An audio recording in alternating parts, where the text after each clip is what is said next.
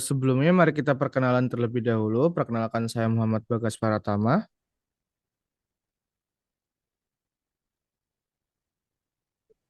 Kenalkan nama saya Samuel Hamid Timur Kue dengan 3 digit terakhir 021. Perkenalkan saya Zakiani Mufliha dengan 3 digit NPM terakhir 254.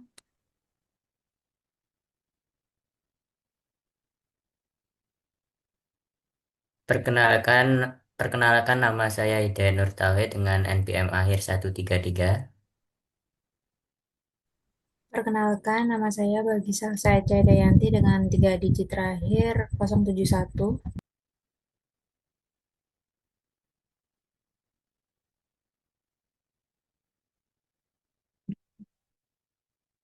Oke, baik. Mari kita masuk ke halaman pertama.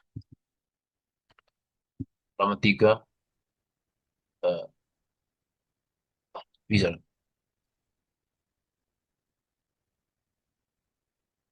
Oke, pendahuluan untuk perancangan basis data.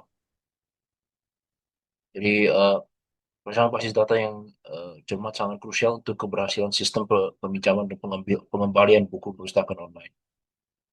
Jadi, eh, ini bisa mendukung proses bisnis untuk memastikan sistem mendukung alur kerja perpustakaan secara efektif.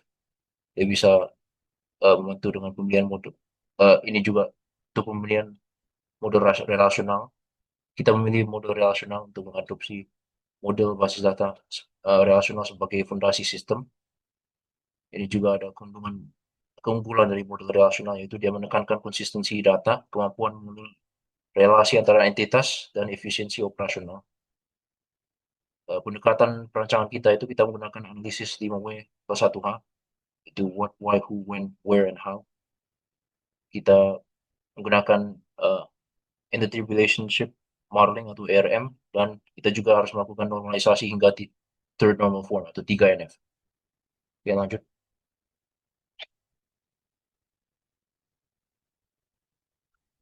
Kemudian ini adalah entitas basis data yang kita telah rancang.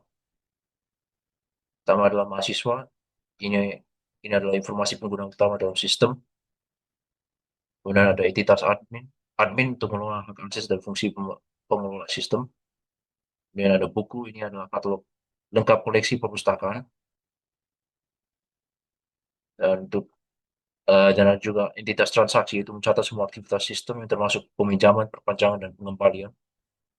Ada entitas notifikasi itu menangani fitur penggingat otomatis untuk pengguna, dan entitas rewire peminjaman yang menyimpan histori lengkap dari transaksi yang telah selesai. Ayo, lanjut.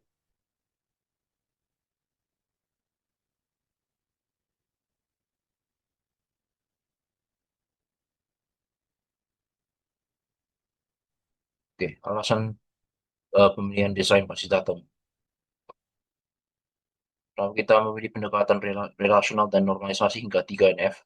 Ini untuk mengurangi redundansi data, menjaga integritas data, dan meningkatkan efisiensi penyimpanan serta pengambilan data. Dan juga menghindari anomali basis data. Kita mencegah masalah seperti update anomali yang terjadi jika data tidak dinormalisasi dengan benar. Contoh data mahasiswa yang tersebar di banyak tabel. Dan juga untuk keamanan data, kita implementasi hashing bcrypt untuk password guna melindungi data sensitif pengguna. Oke, lanjut.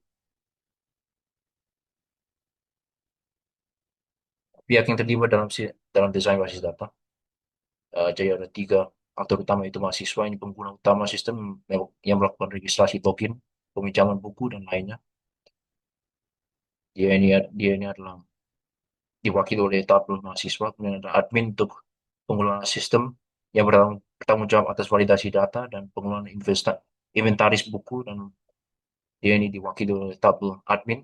Dan ada juga sistem yang bertindak sebagai penghubung dan pelaksana fitur otomatis. Dia menangani notifikasi dan pembaruan status. Dia ini yang membutuhkan tabel notifikasi dan rewind. Oke, lanjut.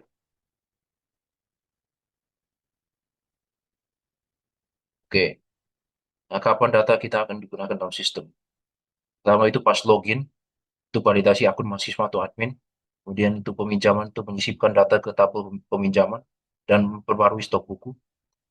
dan juga untuk persetujuan admin untuk memperbarui status peminjaman, untuk pengembalian, memperbarui data transaksi dan menambahkan tanggal kembali, dan juga untuk notifikasi untuk menggunakan tanggal jatuh tempo untuk pengingat. Oke.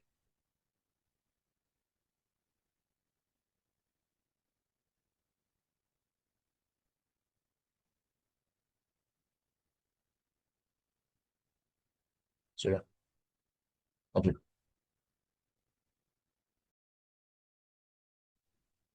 Oke, selanjutnya ada implementasi basis data. Yang pertama ada platform dan tools yang digunakan. Jadi daftar platform dan alat yang akan digunakan untuk implementasi basis data. Kemudian ada DBMS relasional, MySQL atau PostgreSQL dipilih karena dukungan relasi yang kuat, kemampuan menangani query kompleks, dan pengelolaan transaksi yang andal. Selanjutnya ada software perancangan. Power Designer digunakan untuk mempermudah pembuatan model konseptual CDM dan fisik PDM serta validasi model. Next. Selanjutnya ada database table implementation. Yang pertama di sini ada mahasiswa, ada NPM, nama, email, dan password dengan type varchar. Kemudian ada admin dengan ID admin dengan tipe integer. Kemudian nama admin, email admin, dan password admin dengan type varchar. Kemudian ada buku, ada ID buku dengan type integer dan key-nya sebagai PK. Kemudian ada judul dan penulis dengan type varchar dan stocks dengan type integer. Selanjutnya ada peminjaman, ada ID peminjaman dengan type integer dan juga eh, key PK. Kemudian NPM dan ID buku dengan type FK, tanggal pinjam dan tanggal jatuh tempo dengan type date, dan status peminjaman dengan type varchar. Yang terakhir ada perpanjangan, ID perpanjangan dengan type integer dan key PK, kemudian ada ID pinjam dengan type FK, tanggal perpanjangan dengan type date, dan status perpanjangan dengan type varchar. Next. Selanjutnya ada pengembalian, ada ID kembali dengan type integer dan juga key-nya PK, ada ID pinjam dengan type FK, dan tanggal kembali dengan type date. Selanjutnya ada notifikasi, ID notif dengan type integer dan key-nya PK, NPF dengan type FK, pesan dengan type text, dan tanggal notif dengan type date. Yang terakhir ada riwayat, yaitu ID riwayat dengan type integer dan key PK, dan juga ID pinjam dengan type FK. Next. Selanjutnya ada relasi antar tabel. Yang pertama, mahasiswa dengan peminjam itu memiliki relasi one to many. Kemudian buku dengan peminjam memiliki relasi one to many. Peminjam dengan perpanjangan memiliki relasi one to one. Peminjam dengan pengembalian memiliki relasi one to one. Dan yang terakhir ada mahasiswa dengan notifikasi memiliki relasi one to many. Selanjutnya ada universal tabel atau analisis awal. Ini digunakan untuk mengidentifikasi redundansi, ketergantungan, dan juga potensi anomali. Strukturnya adalah gabungan semua atribut dari semua relasi. Kelemahan universal table yaitu pengulangan data mahasiswa dan buku, banyak atribut tidak memiliki ketergantungan langsung, dan potensi update, insert, serta delete anomali.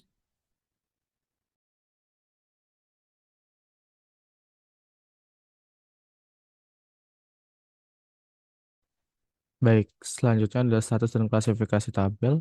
Pembagian tabel berdasarkan fungsi dan karakteristik data. Yang pertama adalah master table. Tabel utama yang berisi data dasar seperti mahasiswa, admin, dan buku. Transaction table. Tabel yang merekam transaksi atau kejadian meliputi peminjaman, perpanjangan, dan pengambilan. Yang terakhir adalah supporting table. Tabel pendukung yang menyimpan informasi tambahan seperti notifikasi dan riwayat. Lanjut. Kita juga melakukan normalisasi pada basis data kita. Proses pertama itu 1NF, First Normal Form. Itu tujuannya untuk menghilangkan atribut multi-value dan memastikan data bersifat atomik.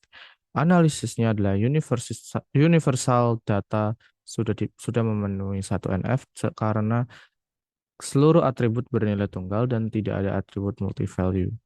Nah, atribut tabelnya itu Kalian lihat itu meliputi NPM, nama mahasiswa, email mahasiswa, dan kawan-kawan dan kawan-kawan.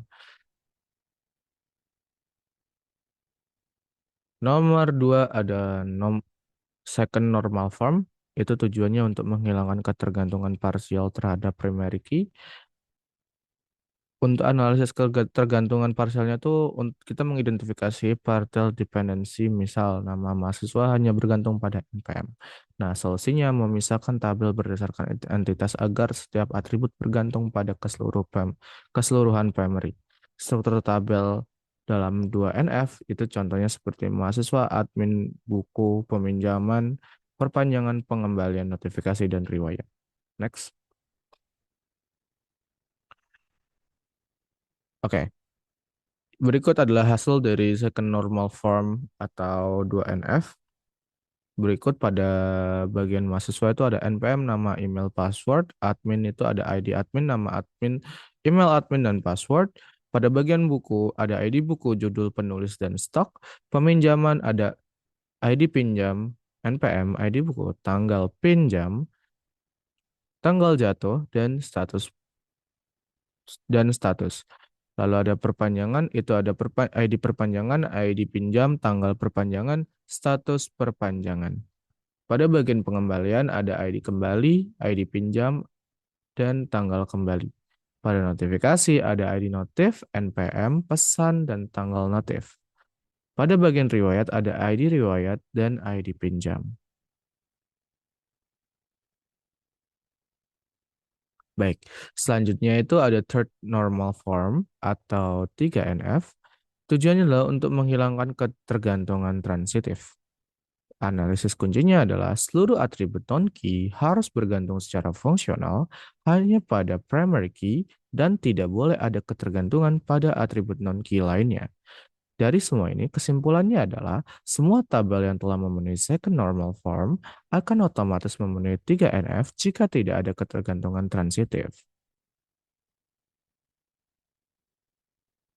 Konseptual data model yaitu CDM. Nah, ini adalah tahap setelah normalisasi 3NF. Tujuannya untuk merepresentasikan hubungan antar entitas secara konseptual. Fokusnya untuk entitas, atribut utama, primary key, relasi, alat yang digunakan Power Designer dan untuk desain terstruktur dari CDM ke PDM. Kemudian entitasnya ada mahasiswa, admin, buku, dan peminjaman. Terdapat pula perpanjangan, pengembalian, notifikasi, dan riwayat. Next. Nah, untuk relasi antar entitas pada CDM ini, mahasiswa ke peminjaman yaitu adalah one to many.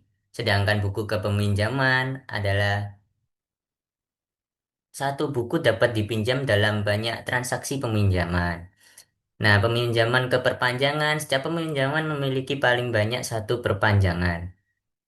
Peminjaman ke pengembalian. Setiap peminjaman memiliki paling banyak satu catatan pengembalian, yaitu one to one.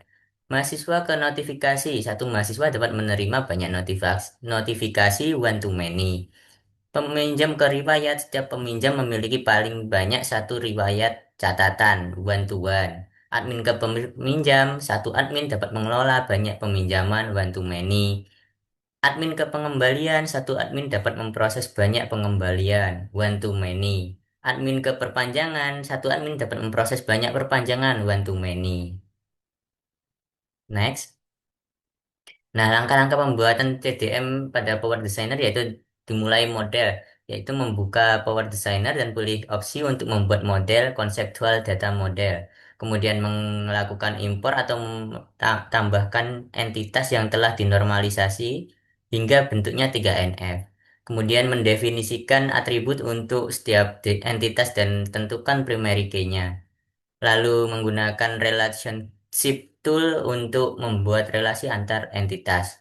Kemudian menetapkan kardinalitas untuk setiap relasi, misalnya one to one atau one to many. Lakukan pemeriksaan model secara menyeluruh menggunakan menu tools check model. Next.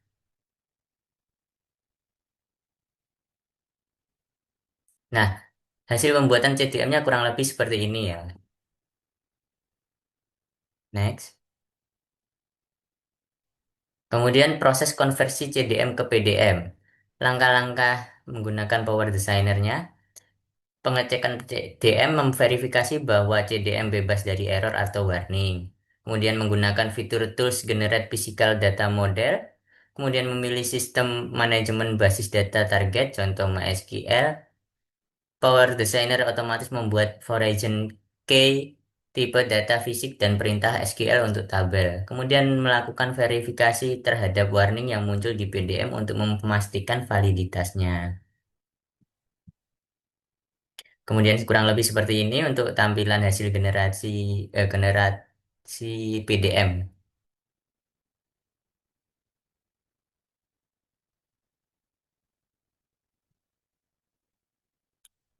Oke, untuk generate DDL, SQL, dan pembuatan database.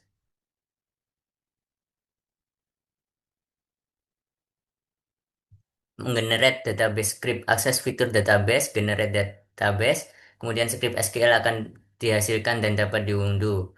Database creation example seperti contohnya kita namakan sebagai perpustakaan online, contoh tampilan database perpustakaan online dengan data dummy. Kemudian tabel yang tersedia ada admin, buku, mahasiswa, notifikasi peminjaman, pengembalian, perpanjang, riwayat.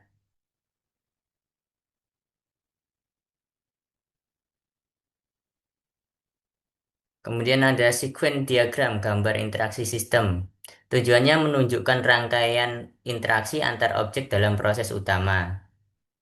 Menggambarkan alur pesan, informasi, dan informasi yang terjadi. Untuk cakupannya mencakup 7 diagram urutan yang mewakili berbagai skenario use case.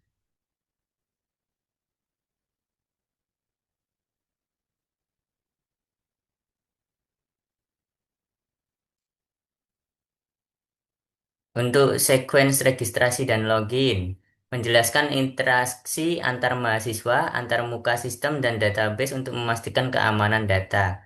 Proses dimulai apabila pelajar mengakses halaman pendaftaran dan mengisi barang borang yang mengandungi maklumat seperti nama, email, dan kata laluan. Sistem akan kemudian melaksanakan aksi validasi data secara dalaman. Jika data tersebut sah, sistem menyimpan akun baru ke dalam pangkalan data dan menunjukkan notifikasi serta mengalihkan pelajar ke halaman log masuk. Jika tidak sah, sistem akan memaparkan pesan ralat kepada pelajar. Untuk loginnya, mahasiswa atau admin memasukkan username dan kata sandi ke dalam sistem. Sistem kemudian memverifikasi kredensial tersebut melalui database. Apabila kredensial valid, sistem membuat sesi atau token dan mengarahkan pengguna ke dashboard sesuai perannya. Dashboard mahasiswa atau dashboard admin, apabila kredensial tidak valid, sistem menampilkan pesan kesalahan.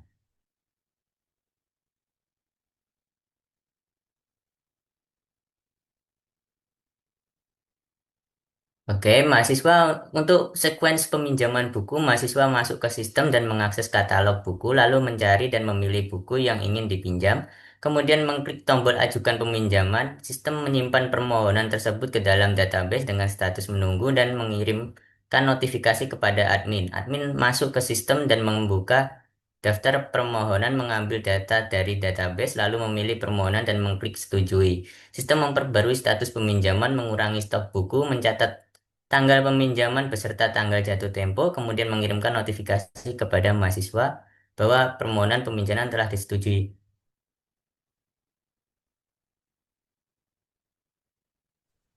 Selanjutnya, sequence perpanjangan buku.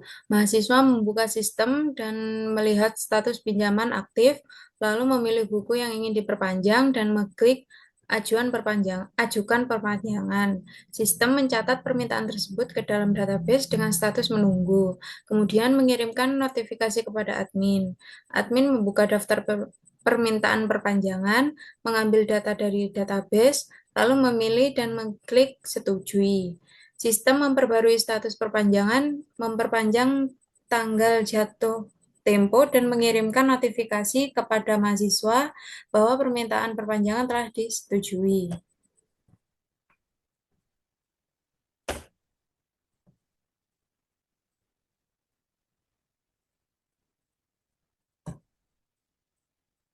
Selanjutnya, sequence pengembalian buku. Mahasiswa hadir langsung di perpustakaan dan menyerahkan buku kepada petugas. Petugas masuk ke dalam sistem dan mengakses daftar peminjaman aktif milik mahasiswa tersebut, lalu mencari data peminjaman yang relevan dan mengklik proses pengembalian. Sistem memperbarui tanggal pengembalian, mengubah status peminjaman menjadi dikembalikan, dan menambah stok buku sebanyak satu. Database mengirimkan konfirmasi dan sistem menampilkan pesan berhasil kepada petugas yang kemudian memberikan bukti pengembalian kepada mahasiswa apabila diperlukan. Selanjutnya ada sequence melihat status dan riwayat pinjam. Mahasiswa masuk ke sistem dan memilih opsi status peminjaman. Sistem mengirimkan permintaan ke database untuk mengambil data peminjaman aktif milik mahasiswa, sementara peminjaman yang telah dikembalikan tidak disertakan. Database mengembalikan data tersebut dan sistem menampilkan daftar peminjaman beserta statusnya. Selanjutnya, mahasiswa memilih menu riwayat peminjaman, dan sistem mengambil data peminjaman berstatus dikembalikan dari database, lalu menampilkan riwayat lengkap yang mencakup judul buku, tanggal pinjaman, dan tanggal pengembalian. Selanjutnya, sequence notifikasi pengingat pengembalian. Proses ini berjalan secara otomatis melalui penjadwalan tugas yang dijalankan setiap hari pada pukul 8. Sistem mengambil data peminjaman yang jatuh tempo hari ini atau H-0 atau besok H-1 dari database. Database mengembalikan daftar peminjaman yang relevan, lalu sistem melakukan iterasi pada setiap data yang diperoleh dan mengirimkan notifikasi melalui web atau email kepada masing-masing mahasiswa dengan informasi bahwa buku yang mereka pinjam akan segera jatuh tempo hari ini atau besok. Kesimpulannya, perancangan basis data sistem perpustakaan online menggunakan model relasional, normalisasi hingga 3NF, serta CDM dan PDM untuk menghasilkan sistem yang terstruktur, efisien, dan konsisten.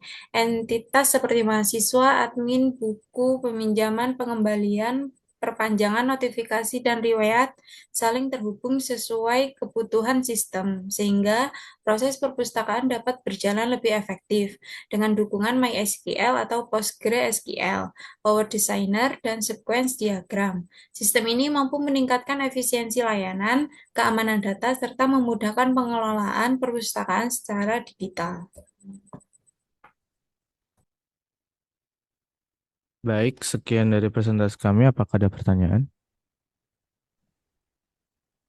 Untuk Aku izin pertanyaan akan bertanya. kami tampung ya. Silakan. Ya, izin bertanya. Perkenalan, nama saya Elgan Tapsimo Pramata dengan NPM Air 91.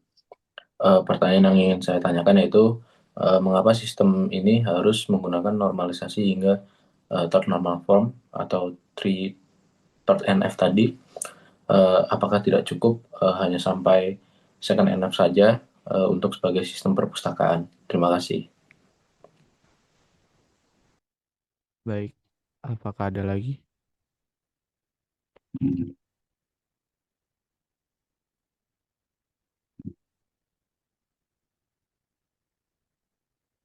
Apakah ada lagi?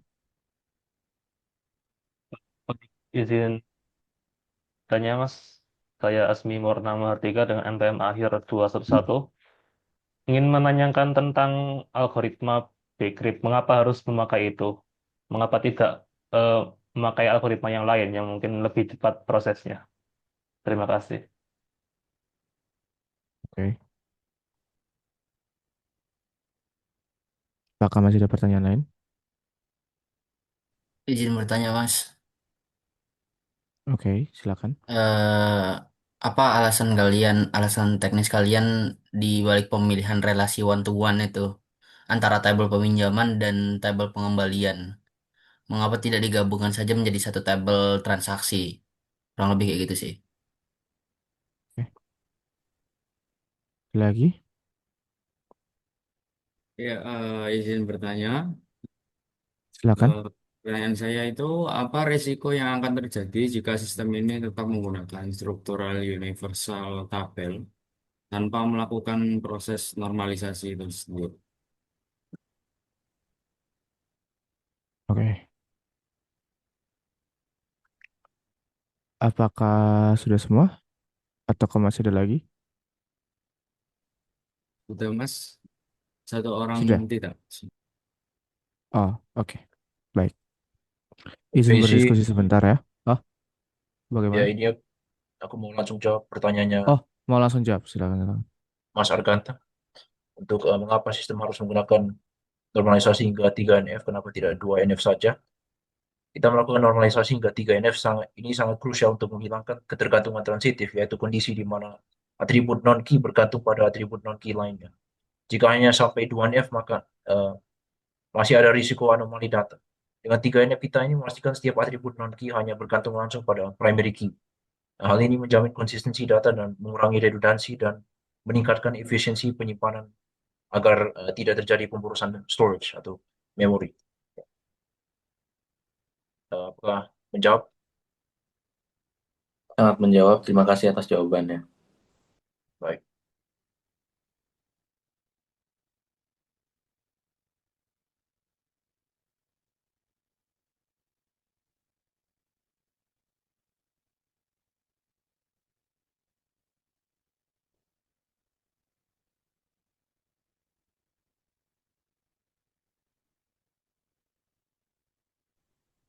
Izin menjawab untuk pertanyaan tadi yang apa alasan teknis di balik pemilihan relasi one to one itu ya. Jadi jawabannya itu pemisahan ini dilakukan untuk menjaga struktur data tetap bersih dan menghindari banyaknya nilai nol pada tabel. Jadi relasi one to one itu dipilih karena setiap satu transaksi peminjaman secara logis hanya akan memiliki satu data pengembalian. Jadi dengan memisahkan eh, itu sistem dapat mengelola histori pengembalian secara lebih spesifik tanpa membebani tabel peminjaman yang sedang aktif, sehingga memudahkan proses pelaporan dan audit data. Apakah cukup menjawab? Cukup. Terima kasih.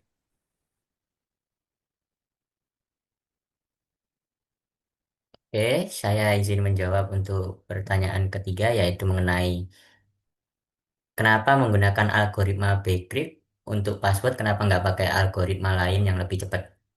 Oke, di sini karena kami menganggap bahwa kecepatan bukan prioritas utama dalam keamanan kredensial. Bcrypt dipilih karena memiliki tingkat keamanan yang lebih tinggi dibanding MD5 karena mendukung SALT dan cost factor atau proses hashing berulang. Hal ini membuat database lebih tahan terhadap serangan brute force maupun rainbow table. Penggunaan ini menunjukkan bahwa sistem dirancang dengan standar keamanan yang dapat dipertanggungjawabkan secara akademis. Apakah menjawab? Sudah menjawab. Makasih. Baik. Izin sebelumnya untuk pertanyaan terakhir tadi seperti apa? Maaf, tadi tim yang mencatat agak sedikit terlambat ya.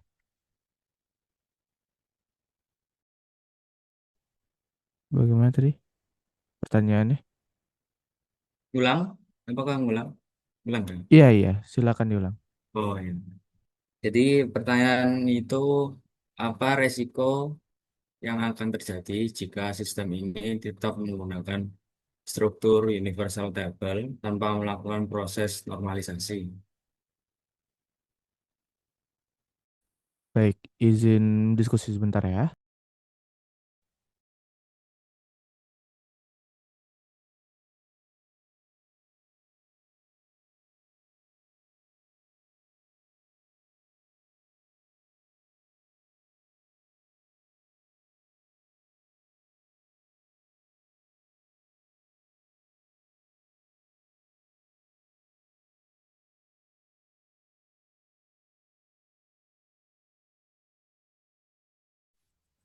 Izin menjawab buat soal apa risiko yang akan terjadi jika sistem ini tetap menggunakan struktur universal table tanpa melakukan proses normalisasi. Menggunakan universal table akan memicu berbagai anomali, yaitu update anomali, insert anomali, dan delete anomali. Contohnya, jika nama mahasiswa berubah, sistem harus memperbarui setiap baris transaksi yang melibatkan mahasiswa secara manual. Jika ada satu baris yang terlewat, maka akan terjadi potensi data yang fatal bagi keakuratan laporan perpustakaan. Apakah sudah menjawab? Ya, cukup menjawab.